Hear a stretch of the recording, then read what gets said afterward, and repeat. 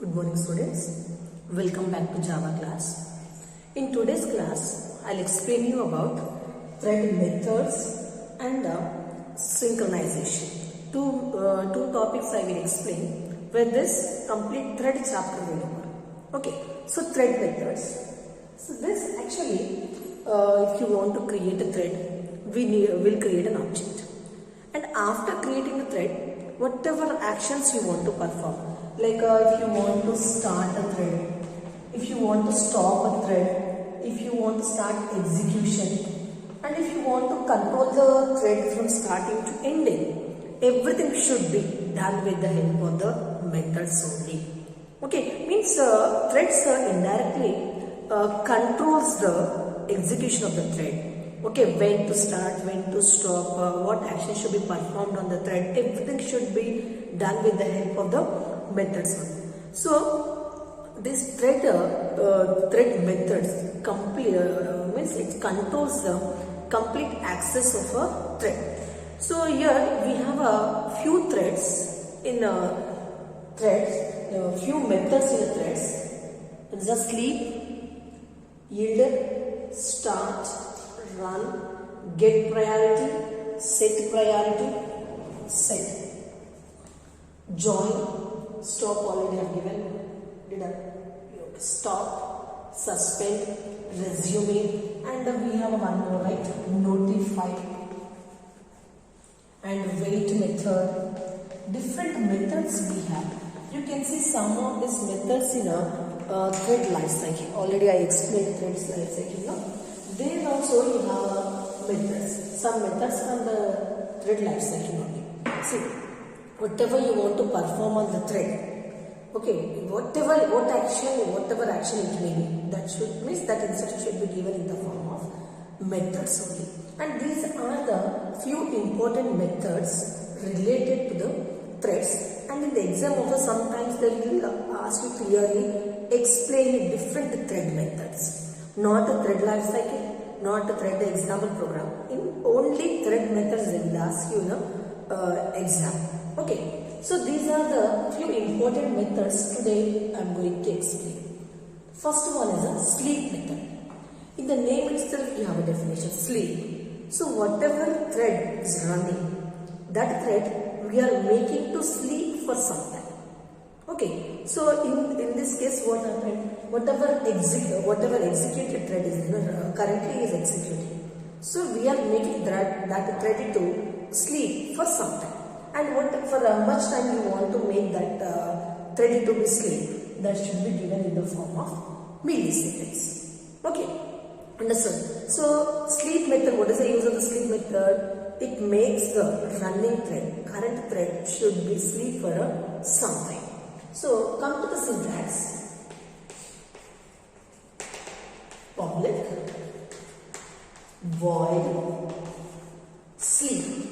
Sleep is a method, and here I think it is not visible here, right?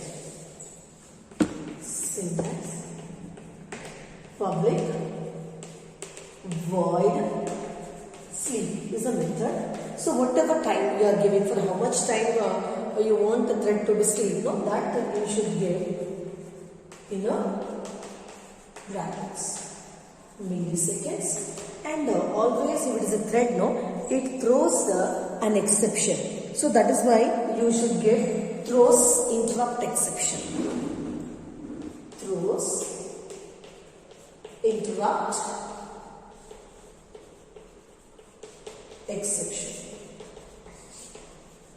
And always the sleep should be written inside the try block, because it is going, means actually why we are giving this is, see example, so why we are giving here is, see example, thread is sleeping, and example, for thread I have given sleep time, example 1000 milliseconds. Before completing that 1000 milliseconds, if a user is programmer trying to wake up the thread, okay, it means that won't be in an active state.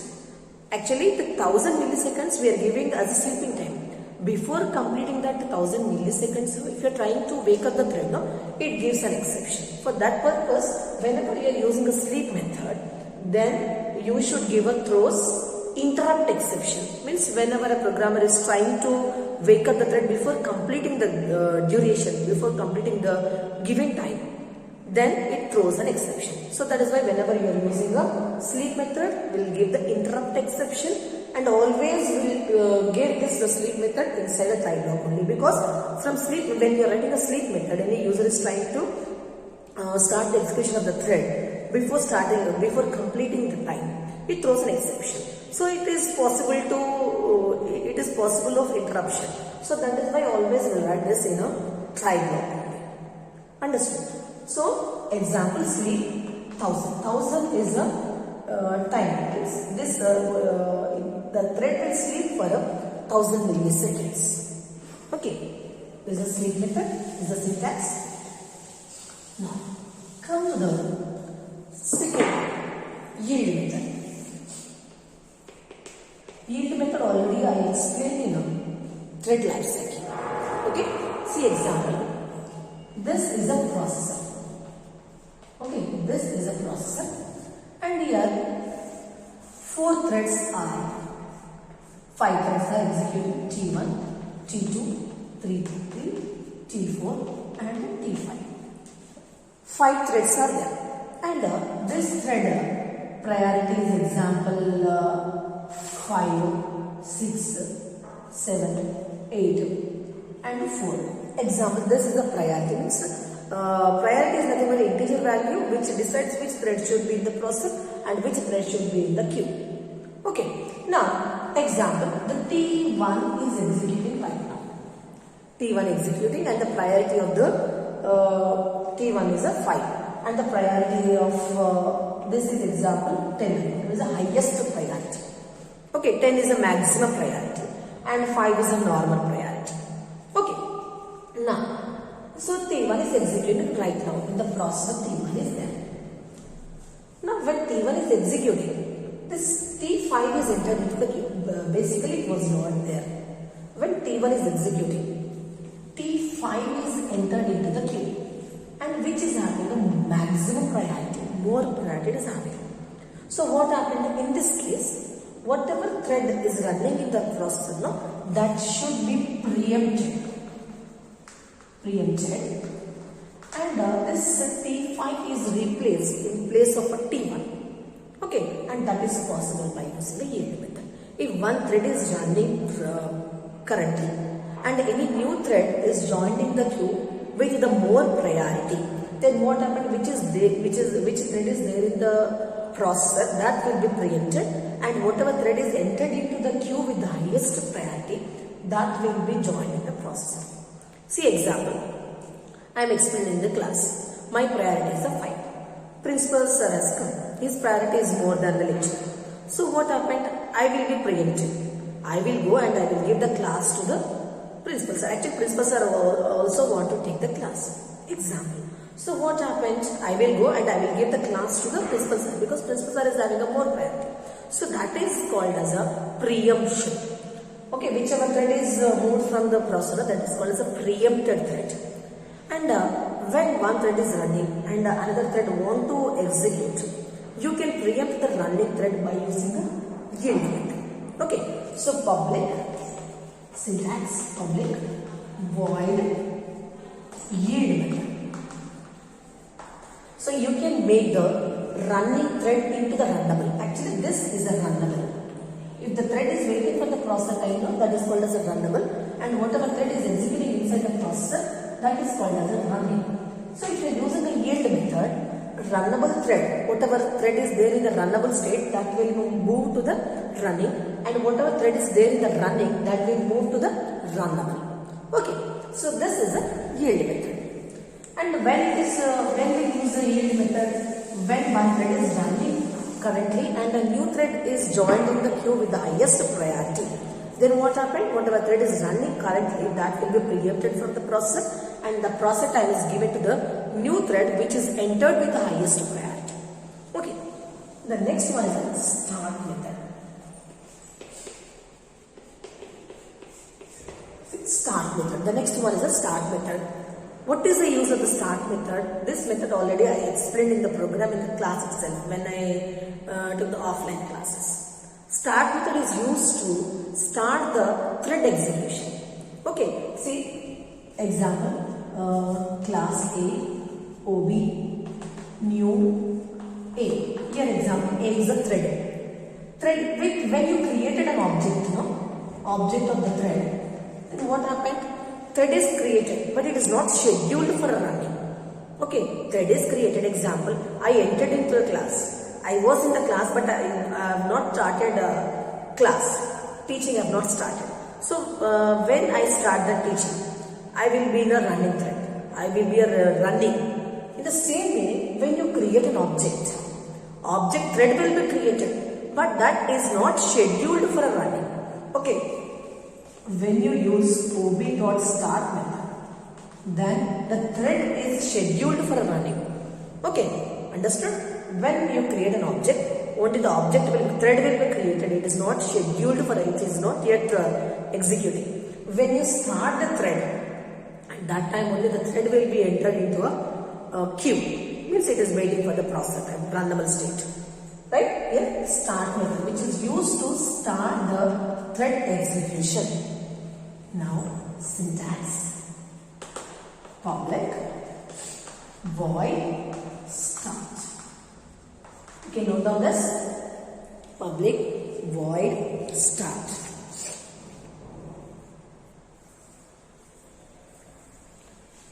Now the next one is run method. See, here object is created, thread is created, it's not scheduled for running. When you write ob.start, thread.start, thread means it is scheduled for running and it is waiting for the process time. See example, thread is in the queue, T1, T2, 3, thread 1, thread 2, thread 3, thread 4, and this is a processor. Example, here when I use the start method, thread will be in the queue. Okay, but when I write the run method, this thread will move from runnable state to the running state, like this. Okay, so run is nothing but is a method which starts the actual execution of a thread. So, and run method is called after the start method only. Okay, understood? And this run method moves the thread from runnable state to the running state. So, whichever thread is there in the runnable state, that is moved from runnable state to the running state. Okay, so when you create an object, that will be the newborn state. When you start the method, then program execution is started and it is waiting for the process time, means it is in a runnable state. When you call the run method, this thread moves from runnable state to the running state. Okay. Syntax: public void run. Okay. Whatever code you have written, that will be executed, and run method is called after the start method only. So this method is completely dependent on the start method. Okay, after starting thread only, you can call the run method. Understood? You take a syntax of this.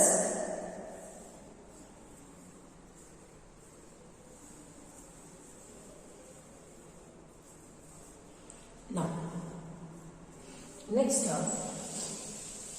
the next one is a get priority. The next one is a get priority. I said for each and every thread will give some priority. Based on that priority, it's nothing but the importance. Okay, example, we have 3 students.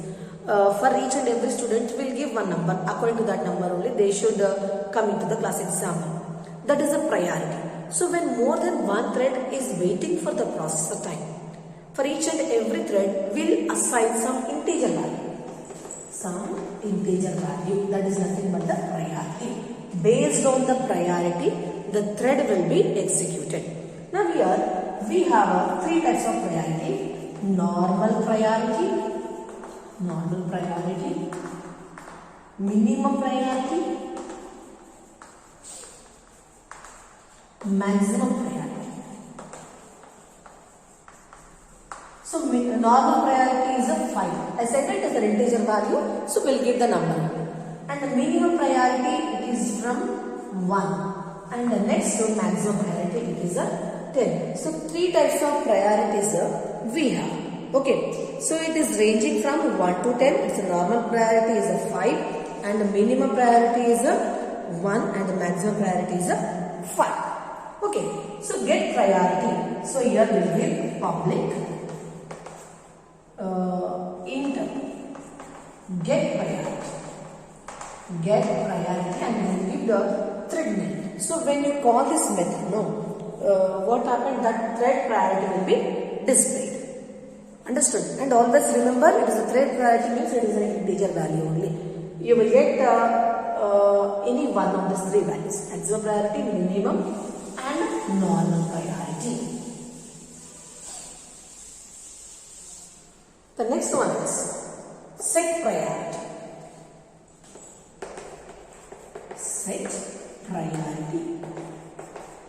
And we'll give the priority. What type of priority you are giving? Whether you are giving a normal priority, or whether you are giving a minimum priority, or you are giving a maximum priority. Which priority you are giving, that will mention inside the bracket. So this priority is used to set the priority. So if more than one thread is running, you want to set the priority for the threads. Now which one should be executed first and which one should be wait, which is having normal priority, which is more important, for that we'll give the maximum priority, which is not that much important, we'll give the normal priority. Like that we'll assign the priorities to each and every thread, and that is possible by using a set priority method. See example, A, OB, new, A. Here OB is an object. Object, and it means when you create an object, thread is created. And whatever thread is created, for that if you want to give the priority, then you will give like this: OB dot set priority. Set priority thread class dot. For the example, for this thread I want to give the minimum priority. MIN min priority. Okay, minimum priority. Minimum priority or maximum priority. What priority you want to give, that you can mention. Okay, understood? Minimum, this should be character. And one more thread is there. B, OB1, new. Again, OB1 dot set priority thread. Example, thread dot maximum priority, max underscore priority. Maximum priority means this thread is executed first. Minimum class, example, maybe a 0 to 5 like this. Understood? So based on the priority, the thread will be executed. The thread which is having a more priority, that will be executed first. The thread which is having a normal priority, that will be executed after the maximum priority. The thread which is having a minimum priority, that will be executed at last. Okay, already I have given the values also. If you want to check the priority, then OB dot get priority.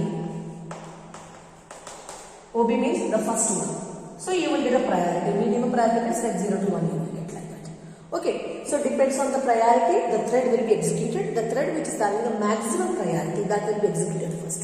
The thread which is having a lowest priority, that will be minimum priority, that will be executed at last. The normal priority of the thread is 5.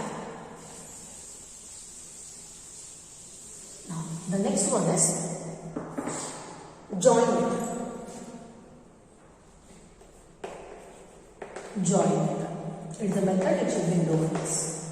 See, join method means, example, 2 threads are there, T1 and T2.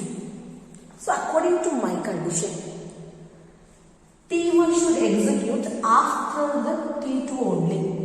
Understood? T1 should be executed after the T2.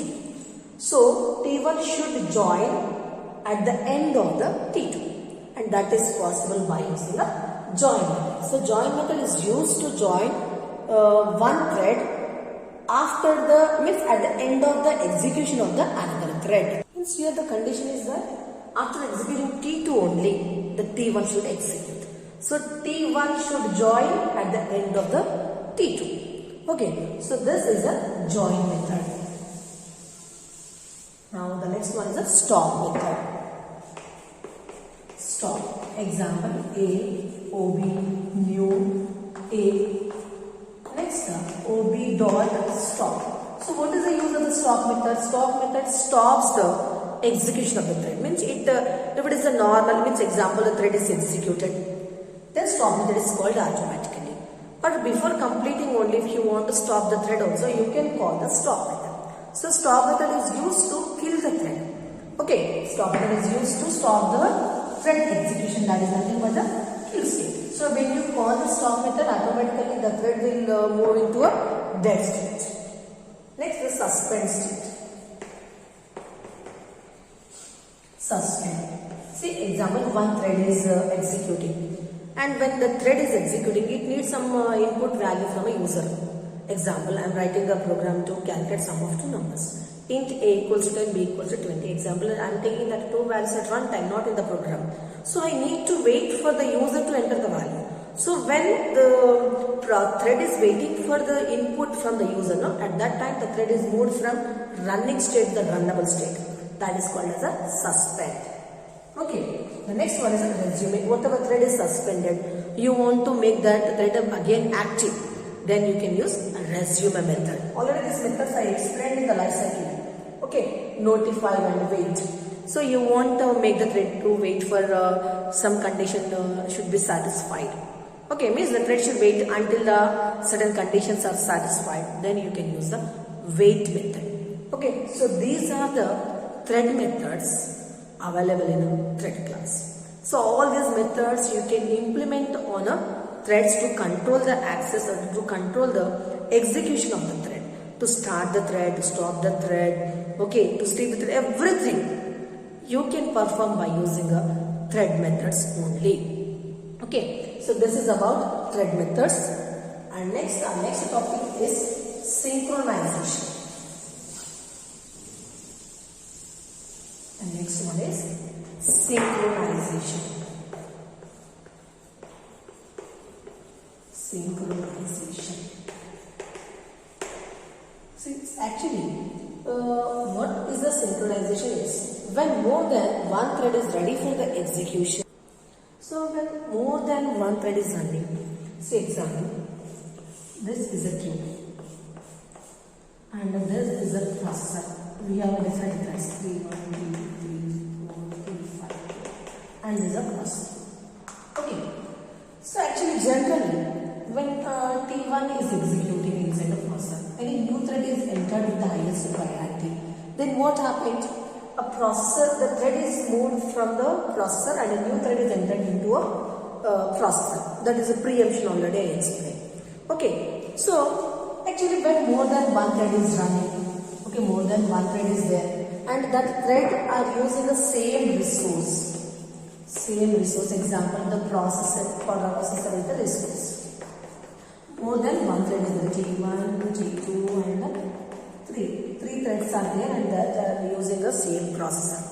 Okay, so one thread is running inside a processor. So another thread is entering into the processor and that is preempted. T3 is preempted from the processor and T1 is entered into the processor. Okay, then what happened here? One thread is interrupting the execution of the another thread. Okay, so when more than one thread is sharing the same resources in multi-threading environment, if more than one thread is sharing the resources, then there is a chance of one thread interrupt the execution of the other thread. Okay, so in order to avoid the interrupt, here we have a concept called synchronization. Understood? So in multi-threading example, 2 or 3 lecturers are there and one lecturer is explaining. Another lecturer is coming.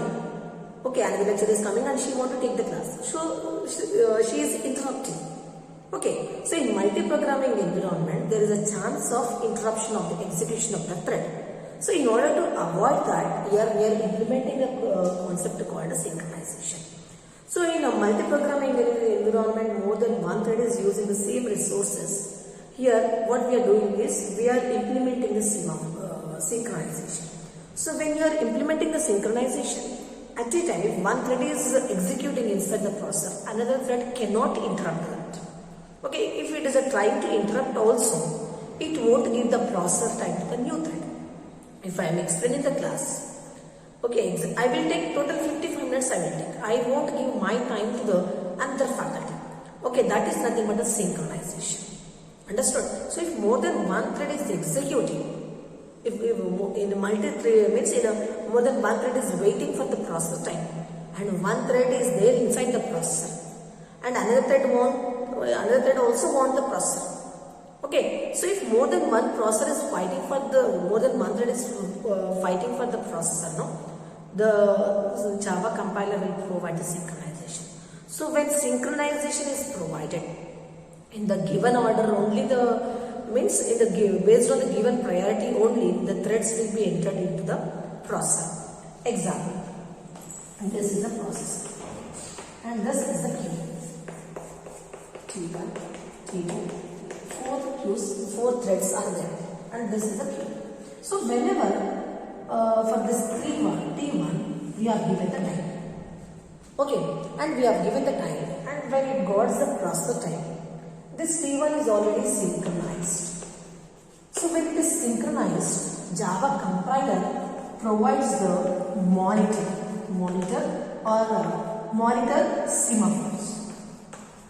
Semaphores means if Java compiler is implementing semaphores, then what happens?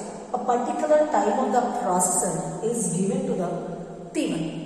So in that time, if any other thread want to execute, any other thread want to enter into the processor, that is not possible. Okay, so when a thread is synchronized, any method is synchronized, then what happens? Till the completion of that thread execution, no other thread can enter into the processor. Means it is nothing but it is a process of locking. Okay, so if you are implementing the semaphores synchronization, then what happens? When thread is entered into the processor, that complete processor is locked until the thread completed its execution. Okay, so that is called as a synchronization. See, when I enter into the class, example, this room is locked till 55 minutes. If any other lectures comes also, I won't give it. This class is not given to that faculty. That is nothing but a synchronization, and that is possible by using the semaphores. Okay, semaphores is the process of assigning a lock to a thread when it is executing, and that lock is not released until the thread completes its execution. Means no other thread can enter into the processor till that current thread is completed its execution. That is called as a synchronization. Synchronization is nothing but providing order or providing a particular time to the thread for the execution. Till the time is completed, a new thread cannot enter into the processor. That process is called as a synchronization. And for synchronization, we use a synchronized keyword. Synchronized void. Example, ABC is a method. Okay, synchronized void ABC is a method. Here you can give the parameters, and you can give the try block. Inside the try block, you can give anything. Okay. You can, whatever code you want to write, you can write. And when this code is executing inside the processor, and any thread is entered with the highest priority, even though that processor time is not given to the new thread. Because when a method is synchronized, when a thread is synchronized, a new thread cannot enter into the processor. That complete process time is logged with the thread. Understood? This is a synchronization process. Understood? And synchronization you can give by using a synchronized keyword. So when you give the synchronized keyword, and that thread is entered into the processor, and till the execution of the thread, the processor time is not given to the another thread. Another thread's if the thread is entered with the highest priority also, that should wait for the process time till the current thread completes its execution. And we use this synchronization method in a multi-threaded environment only, because in a multi-threaded environment more than one thread wait for the process time and they won't execute, and some threads enters with the highest priority. So when any thread enters with the highest priority, whatever thread is running currently with the lowest priority, that will be preempted. In that case, the thread which is having the lowest priority, that needs to wait for a long time. So in order to provide that inconsistency, here Java compiler is providing the synchronized. So if any thread is started with the synchronized keyword, that thread will be in the processor till the completion of its execution. If another thread is entered with the highest priority also, that process time is not given to the new thread. Okay, so this is the concept of synchronization. With this, our thread chapter is over.